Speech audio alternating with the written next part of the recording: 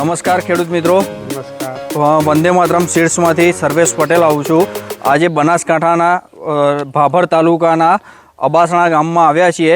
તો આપણે સૌપ્રથમ ખેડૂતના ઈશ્વરભાઈ શોભાજી ઠાકોર છે, તો એમને આપણે સંજીવની અમારું કંપનીનું વાવેલું છે, જે રાય ઘાસ છે, જે પાંદડિયા ટાઈપનું છે। તો આ તમે વાવ્યું છે તો કેવું રહેશે ખેડૂત પશુને કેવું રહેશે?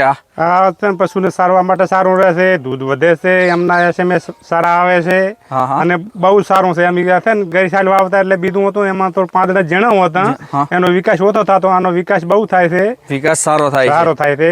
હા, તો આજે આપણે તમે આ કેટલી વાડ કરેલી છે? આમાં હાલ ત્રીજો વાડ જ છે। ત્રીજો વાડ છે, તો કેવું ભોથાઈ કેવું છે? ભોથામાં બહુ સારું છે, એના પત્તા મોટા છે, પત્તો મોટો છે। હા, ને આની અંદર ખાસ પત્તામાં પેલી ચીકુડી જેમ પાણી નથી ના, એના છે ને પેલું છે ને એને આપણે દબાવવા એટલે પીસળી જાય એવું થતું, નાર્યું તો જેમ આપણે જેમ રજગાનું પાંદડું હોય ને કોઈ કાઠું પત્તું ને પાણી ઓછું છે। તો આપણે જોઈએ કે ભાઈ આનામાં કેટલા ભૂથાયેલા છે એ તમે આ નીકાળો ને, આ કાઢો ને, આખું ભૂથું કાઢો ને, હું તમને બતાડી દઉં ને। હાલ બતાવો। એના મુરાળા પણ ખૂબ ઊંડે સુધી છે, ટાઈપ તો છે ને। તો આપણે જોવો ને કે ભાઈ કેટલા છે અંદર, મને ગણાવો। હા, હું ગણાવું। હા હા, મને આપો। 1 2 3 4 5 6 7 8 9 10 11 12 13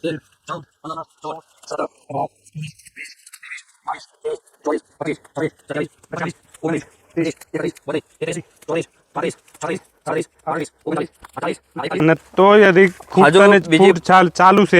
ફૂટ ચાલુ છે હજુ।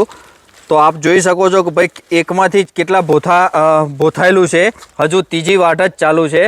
તો ખાસ આપનો નંબર બોલી જાઓ ને, મોબાઈલ નંબર। મારો નંબર 98 248 હા 67 354। Okay okay. તો હવે બીજા ખેડૂત મિત્રોને શું કહેશો કે ભાઈ આ ઘાસ કેવું વાવવું જોઈએ? વાવવું જોઈએ, જરૂરી વાવવામાં છે ને।